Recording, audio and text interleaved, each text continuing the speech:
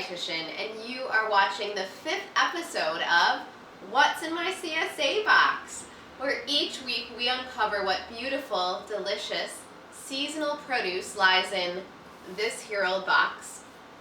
We talk about the health benefits of each type of produce, the nutritional content, and we also talk about how you can utilize these fruits and vegetables in the kitchen. And I'll share with you some of my favorite recipes that are over on my blog. So let's see what we've got inside.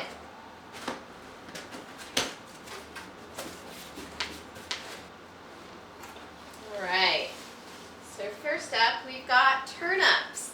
This is the first time we've seen turnips in our CSA this season. So turnips are a great source of vitamin C. They contain over 50% of your daily value for vitamin C. They're also a great source of manganese, vitamin K, folate, and B6. So there are many different ways that you can use turnips in the kitchen. You could boil them and mash them as you would mashed potatoes, or you could roast them in the oven. You could even puree them into soups or throw them into a risotto. And next up, we've got mustard greens. We've seen a lot of leafy greens in the CSA this season, but this is the first time we're seeing mustard greens. So I'm excited to talk about these with you guys today. So mustard greens are packed with nutrients. They're a great source of antioxidants like vitamin C, A, and E. They're a great source of vitamin K, vitamin B, iron, fiber, manganese. So mustard greens have a pretty strong peppery flavor. So if you're a fan of that peppery flavor, go ahead and add mustard greens raw to your salad to give it a little bit of a peppery accent. Or you could do a quick saute, and that'll help to retain the flavor and also the color and texture of the greens.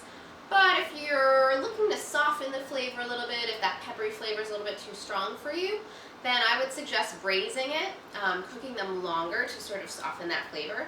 And some other ingredients that will help to soften that flavor, sesame oil and soy sauce work really well, and that's why you'll often see mustard greens used in Asian or Chinese cooking.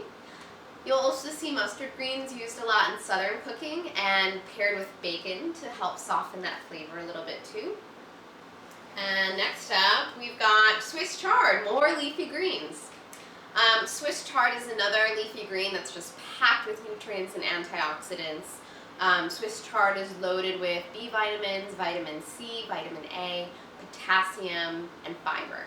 It's also a great source of iron and vitamin K as well.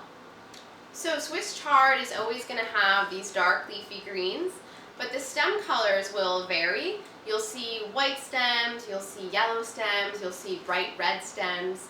And some people refer to this as rainbow Swiss chard, but rainbow chard isn't actually a variety of Swiss chard.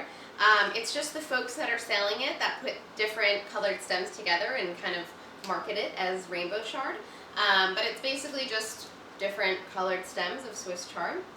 But it looks really beautiful when put together. So different ways that you can use Swiss chard in the kitchen. You can saute it, you can braise it, you can even eat it raw. You can use it as you would a lettuce wrap and use it as a vehicle for all of your favorite fillings like protein and cheeses and other veggies. And then you can pretty much throw Swiss chard into anything. You could throw it into pasta, you could throw it into soups, you could throw it into egg dishes like my Swiss chard potato and chive frittata. You could even throw it into tacos. And let's see, next up we've got corn again. We've seen corn the last couple of episodes, so I'm only going to talk about the vegetables that we haven't talked about in weeks past. But if you want to learn more about corn, go ahead and tune back into episode 3 and 4. Corn is a really great source of insoluble fiber, and contrary to popular belief, has a lot of great nutrients in it. A bag of potatoes. We talked about potatoes last week.